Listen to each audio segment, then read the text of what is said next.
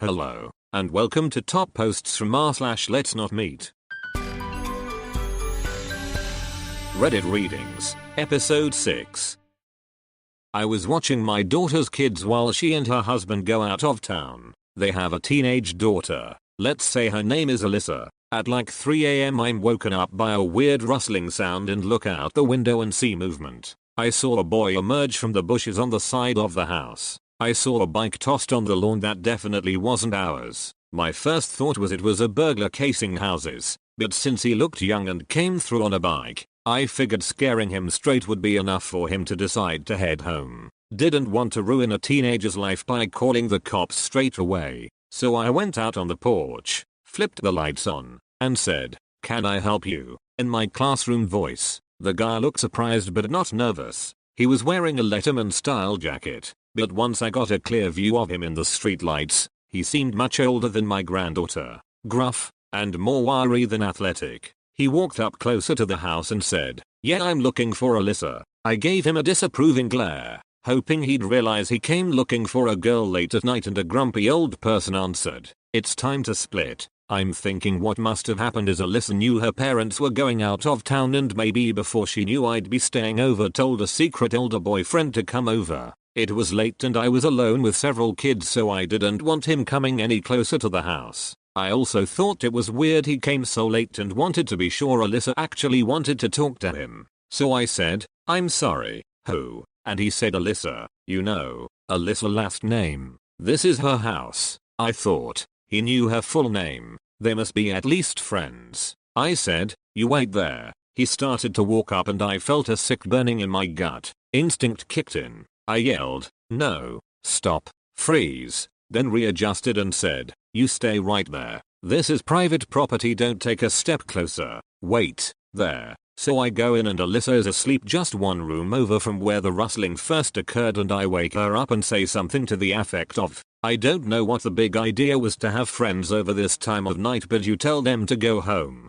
She has no clue what I'm talking about. I say, "There's a guy outside asking for you." Confused, she gets up and goes to the window. She sees him and goes white as a sheet. "He asked for me." "Yeah, by name." "Yes, call the police." I've never seen him in my life. I called 911 immediately, but as I was on the phone with them, Alyssa started tugging at my arm. "He's coming up." I had younger kids in the house to think about, so I kept the door latched and pulled it just open enough for the latch and yelled. I asked my husband and none of us know an Alyssa last name. "Leave my property or I'm calling 911. He got angry and started yelling for her to come out. Thankfully the police came pretty quickly, and when he heard the sirens he grabbed the bike and ran off. I watched where he was running and he jumped into the passenger side of a car without headlights or front plates and sped off. The police followed in the same direction once I pointed them, but they didn't get him. They advised us to take all her social media details offline if she was sure she didn't know this person, and said they'd had a couple similar reports recently and were looking into it. I got a heavy duty lock and she slept in my room for the remainder of my visit.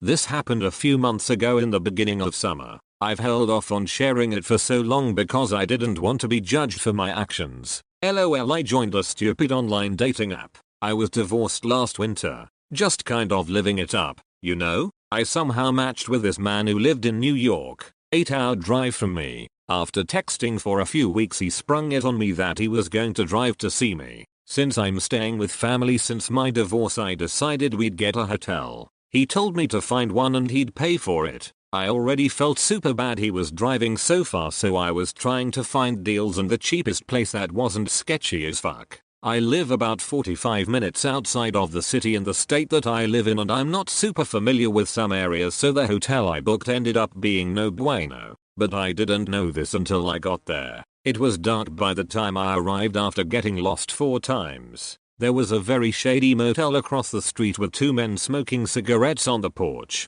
Lots of truckers traveling through. I was just walking into the hotel like, shit, I fucked up. But I just went with it anyway because I didn't really have a choice, and New York, what we'll refer to him as, was about an hour away, so he'd be there soon. The hotel was run by Jamaicans. I think a family, but this comes into play later, which is why I mention it. The woman who checked me in was nice, but the place threw off weird vibes. The lighting, the smell of bleach, the carpet, I don't know. It was really bright but also really dark, if that makes sense. I started shaking as I was trying to check in. The reservation was under New York's name and at first she told me she couldn't find the reservation. His last name was Spanish, so I thought maybe I was pronouncing it wrong even though I'm pretty good with Spanish. This made it awkward because now she knew I was meeting a stranger. I thought maybe he gave you the wrong name, she had said. I nervously chuckled. She put me on the second floor and I was expecting an elevator, but as I turned I saw that behind me was a huge carpeted staircase. This threw me off too.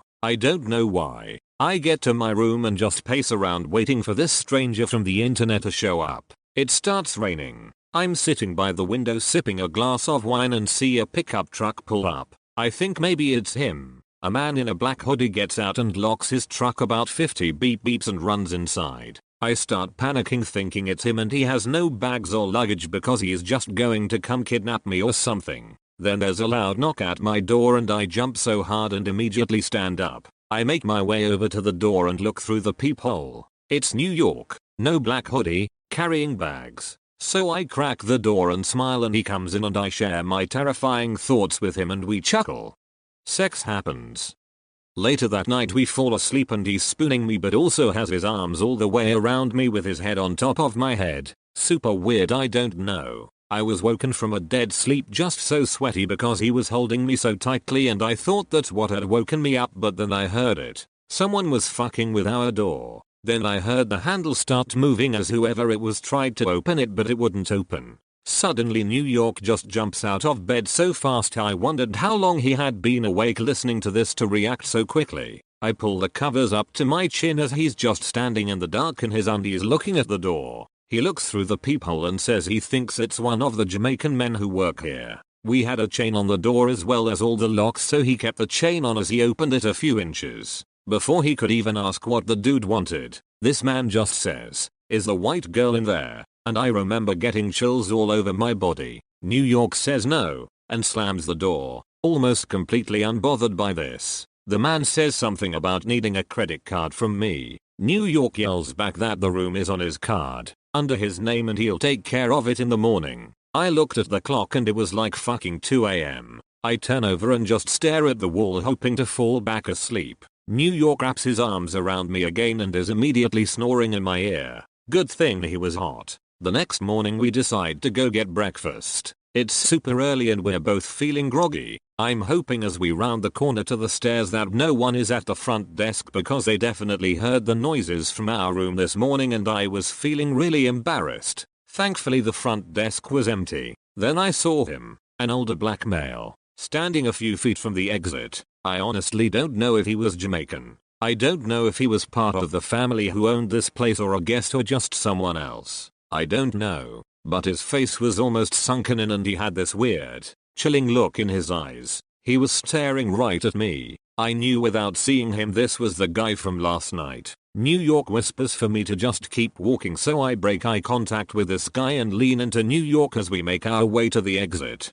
As we pass, the male is silent. Then as I'm pushing open the door to exit the building he starts saying, "There's the white girl. I found the white girl. She makes a lot of noise," and New York snorted. I was terrified. I left for work after breakfast. I was gone a few hours and returned to the hotel to find the room empty. I texted New York and asked where he was and he texted back saying he was in the laundry room and that he'd be right back up. I sat down on the bed waiting for him. I heard some footsteps outside the door, the floor creaking, like someone was standing at the door, shifting their weight or something. I figured maybe New York forgot his room key, so I got up to look through the damn peephole, but it was not him. The creepy man was standing outside the door just staring into the peephole. I jumped back and started crying and called New York and yelled for him to come to the room quickly because the man was outside the door. He was gone by the time New York ran up. He went down to the front desk and spoke to the woman about this man, but she just kept saying she had no idea who he was talking about and that she will keep an eye out for him.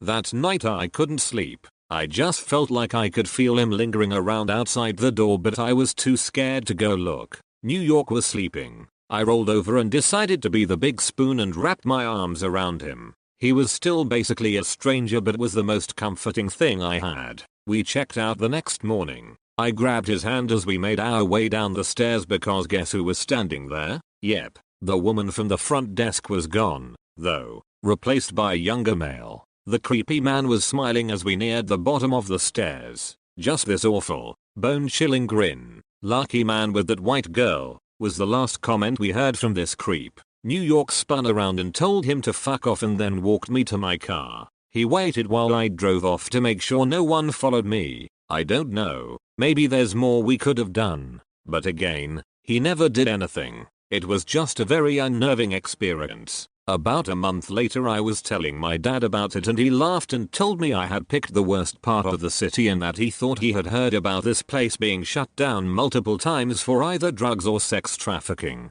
Then it would go under new ownership. Note, New York and I are still in contact, as friends. The distance was too big of an obstacle and I'm not sure there was much there other than physical attraction. But he is a great person and will check in on me every now and again to make sure I'm good. I don't meet strangers off the internet anymore. I'm in a happy relationship.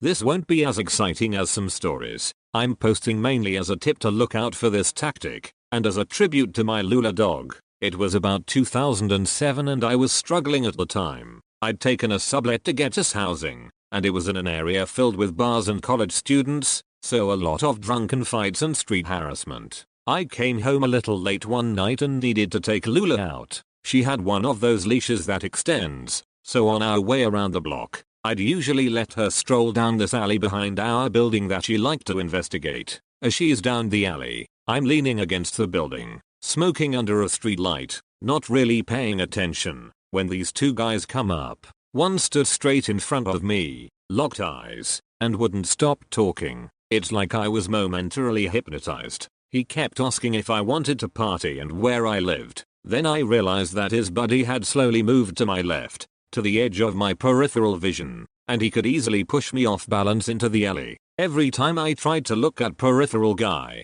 the smooth talker would move his head to keep my eyes locked on his. He was the distraction for the guy just out of my line of sight. I remember thinking that was pretty clever before it occurred to me that I was screwed, and that's when Lula trotted over. Now, Lula loved everyone. I'd joke that she'd be useless in a home invasion because she'd be most excited about making new friends. She was a shepherd hound pit mix I'd rescued as a puppy after she was found dumped on the side of a highway at about 6-8 weeks old, probably the runt. And now, at 5 years old, she was maybe 60 pounds. Big enough to be a problem if she wanted, but the problem was usually that she wouldn't get off your lap. This dog immediately put herself between me and these guys, pissed on my feet, and started foaming at the mouth while snarling and lunging at them. They jumped back while I just looked at her, shocked. They asked if she was mean, and I lied that, yeah, I'd just rescued her from an abusive home and she really hated men, when,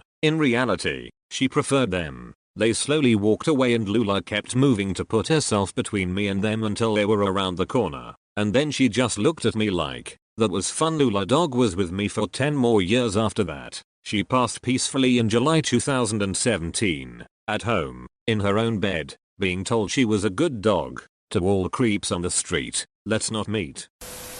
I had been sent to Korea from my university a few years ago. They told me for my major I had to go somewhere in Asia, and my friend had really talked up Korea for me. I knew nothing about it but I decided what the hell, and I embarked on a semester-long trip. I had only had one serious boyfriend in my life, who I had broken up with a few months prior. I also don't enjoy one-night stands, and wasn't digging the dudes at the clubs in Seoul, but I still wanted to have some sort of romantic experience I suppose, so my friend recommended I use this dating app to meet English-speaking Koreans. That way I could meet someone and experience the actual dating culture. I thought I'm young, so why not? I was just so eager to have new experiences. Maybe it sounds dumb to try dating in a foreign country but it worked out for me eventually. Just, not the first date. I met Tim on a dating app after being in Seoul about 3 weeks. Let's call him Tim. I still didn't know the culture or city very well, and was a bit naive about everything. He eagerly wanted to meet for a date after talking to me, and he seemed nice. I should have asked more questions, and I should have noticed that he was not giving me many details about himself. Tim was a guy a bit older than me, but claimed he was a college student. I assumed he had done his military time. All men in Korea have to, and return to school. We talked for a bit and decided to meet for a tea date near the school I went to. He wanted to come to my dorm originally to pick me up, but I live in an all-women's dorm and I didn't want him to know exactly where I live since we were still strangers. So instead I insisted we meet at the main town center near the subway. He really didn't like this idea, which looking back was a red flag. But eventually I insisted. The night of the date, I waited an hour for this guy. He was very late. Tim weirdly claimed he just wanted to make me wait. I thought he was kidding and messaged him a laughing emoji, assuming he was just lost. When he finally arrived he was much smaller than I thought, but a man's height has never been something I care about much. He was also quite thin. Maybe I'll let my guard down because I didn't see him as physically threatening to me, which was a mistake in the end. Right off the bat, he was way too touchy with me, and breathed creepy and heavy. I was so off-put with his demeanor. I'm usually very tolerant with different personality types, but this was very odd to me. I had been told that Korean men would be polite and not so touchy on the first date. He was also dressed oddly like in business attire for a date, but I thought that maybe it's just a Korean thing. Again, I was dumb and knew jack shit about the culture. Then, the first thing he said to me was, "You're not as white as I thought you were." I thought this was a translation error, but his English was near perfect. So I asked for clarification, and he said what he meant. "I thought you would be more white. Your skin is darker than I thought, and your eyes aren't as green. Are you pure European now?" I was officially weirded out. First of all, I'm pretty much as white as you can get. I'm Irish and Scandinavian, so white as hell basically. So the fact he thought I could have possibly been any whiter was funny. And why did he care in the first place anyway? Why does my skin color matter to this guy? And why is he bringing it up? He said about 3 times on the date how he wished I had greener eyes, and every time I would just reply, "Well, maybe my online photos make me look brighter," and brushed it off as him being nervous and trying to start a conversation. Isn't it funny the dumb excuses you make for people when you're panicked? When we arrived at the tea place, I tried to order a basic raspberry tea, and he stopped me and told me I had to have this special tea. I thought it was weird he wanted to choose my tea for me, but in my head I brushed it off once again. He really insisted I drink only this tea type and I just agreed. These small details become weirder later. After tea he asked if we could look around my school. It was dark but the school is very well lit, so I agreed. And the whole time we walked around he would randomly stop and grab me for long hugs. At first I let it happen, but then I stopped him, and he just kept trying. He kept grabbing me and breathing hard into my neck. It was so awkward. He also would not tell me any personal details about himself. I asked so many questions, desperately trying to distract from all the awkward grabbing, and to try and get to know him. But he would never tell me anything. He even said at one point, "I'm a mysterious man," like a movie line. He also said something like, "You look so much like my favorite movie character," and I asked who, but he said that I would have to figure it out on my own. Finally he said, "I want to go to a dark area," and in my head I screamed hell no. At this point I wanted the date over fast. He somehow knew there was a wooded area behind my campus and he said we should go there. I said no, and that I wanted to stay near the main campus in town, but he kept pushing. Finally he grabbed my arm and started dragging me there. He said, "I can't let anyone see," and I started to panic. I finally ripped my arm away and just demanded we leave and go back to the main road immediately. Looking back I don't know why I didn't ask for help or get angry. Maybe I was scared, but I just began to book it back to the main road and he followed. We ended up in front of a hospital near the center of town and I told him it was time for him to go. I made some excuse and he was pleading with me to stay. I told him we could meet the next day. I lied, and I would message him. I just wanted to get away at this point. I was pretending it was all okay just so he would leave. Suddenly, I think he's leaning in to kiss me, and I immediately think, oh god no. But it was so much worse. Instead I feel pain in my face. It takes me a second to realize he was biting my face. It was like a dog. I had never felt the sensation before. He leaned his head sideways and bit me on my nose and cheek,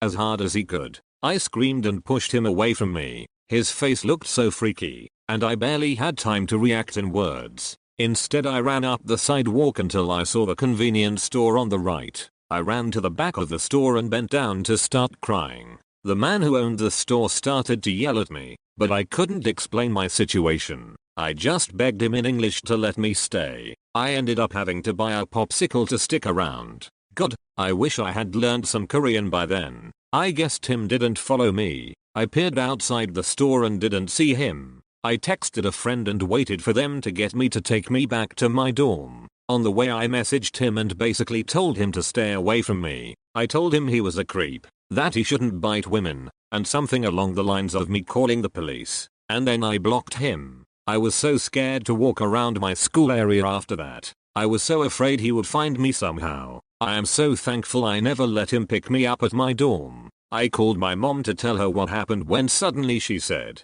"Wait, what did he ask you?" She then put some details together and realized that all of these weird things had to do with the 50 Shades of Grey books. At first I thought she was just being silly and overthinking a bad date. I thought she was joking, but oh god, she was right. She had recently seen the movie or read the book of something and knew the details. The eye color and way he dressed, and the tea he made me drink and the random lines he said. It all matches the books and movies. For his dirty little fantasy, my mom thinks he picked me because I look like the girl in that movie to him. It explains why he was so fixated on my appearance, and his whole thing with the biting and trying to dominate me, even if it wasn't his intention. I later learned that there are some few creeps who seek out foreign girls to dominate and have sex with as like a prize. They call it riding the white horse or something along those lines. On a happier note, this bad experience didn't stop me. I eventually met someone else in Korea and we ended up falling in love.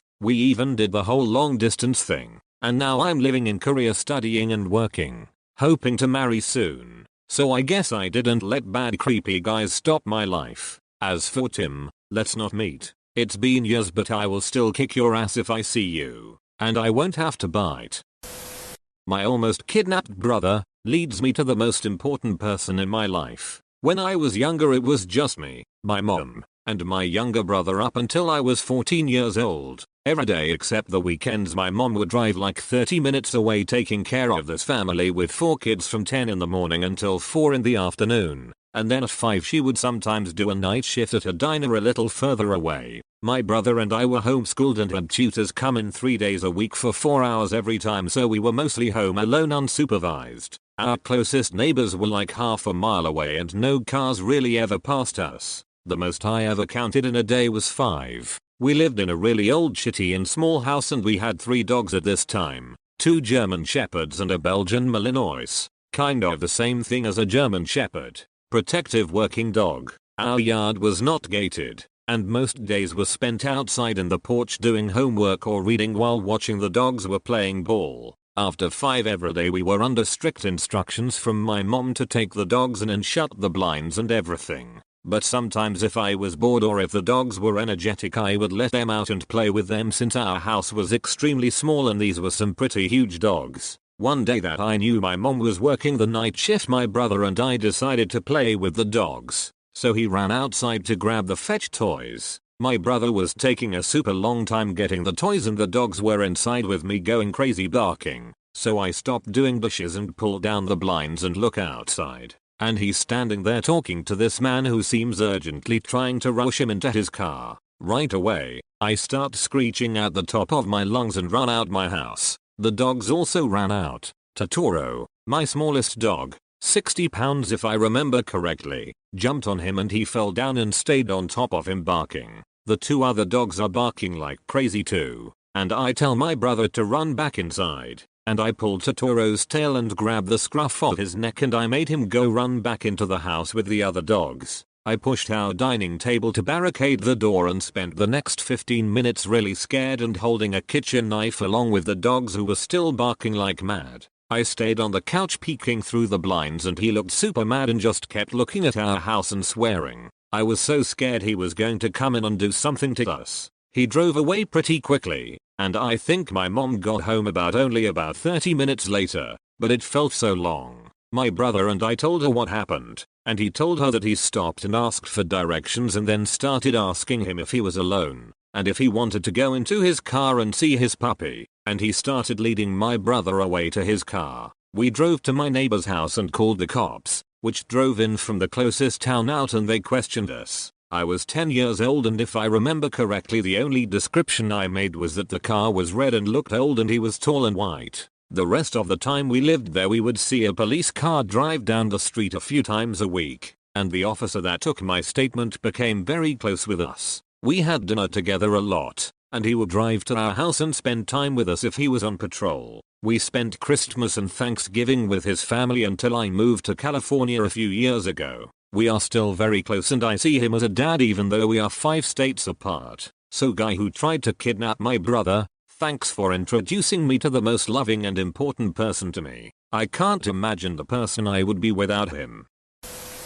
I was 14 years old and embracing rebellion against my parents, administrators, and anyone else who tried to stand in my way. A year earlier I was arrested at school for possession of marijuana, and I was forced to attend court-ordered NA along with other rehab counseling. My mother had dropped me off in a sketchy area of town for my weekly meeting that lasted from 8 to 10 p.m. It was summertime, so the sun had set before I got out. The NA meeting was hosted in a halfway house, on a block that had been pretty much occupied by nothing but other halfway houses. My mother was unaware of this at the time. The guys in my NA group were amazing. They had been through hell and came out on the other side. They listened to me, understood me, gave me advice that I would cherish for years to come, and eventually protected me from grave danger. The house my NA meeting was located in happened to be on a one-way street, with no street parking. However, there was a gas station around the corner that had ample parking. So my mom told me to walk about 2.5 blocks to the gas station after the meeting for her to pick me up.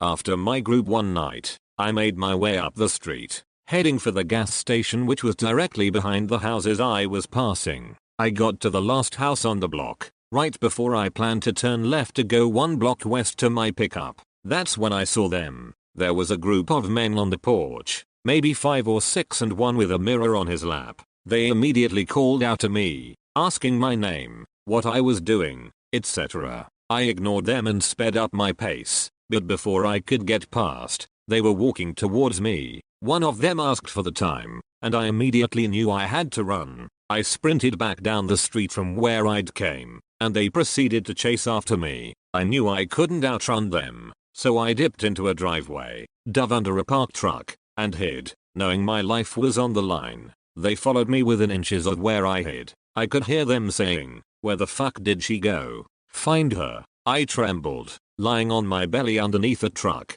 waiting for someone to drag me out by my ankles. They searched the yard. I could hear them pushing through the bushes to find me. After several minutes, which felt like eternity, they decided that I must have gotten away and returned to their halfway house. I slid out from under the truck and climbed a fence that separated the property I was on from the house my meeting was in. I ran back into my meeting house where they were still all gathered and told them what happened. I wish I still could remember their names, but I will never forget the way they comforted me and the protective nature they displayed. As soon as I told them what happened, several of them stood up and took action. I don't know what they did, but I was chaperoned by the few guys that stayed behind, back to the gas station where my mother was waiting anxiously. We told her the scenario and she took me to the police station to make a report. We never heard if any legal action was taken, but I have no doubt that my NA boys unleashed a furious vengeance on those fuckers. I wish I could have spent more time with them. Edit. I guess I should have elaborated on this a bit more, but the reason I mentioned that one man had a mirror on his lap was because they were snorting cocaine, and clearly coked out their minds. Thank you for listening to Reddit Readings episode 6.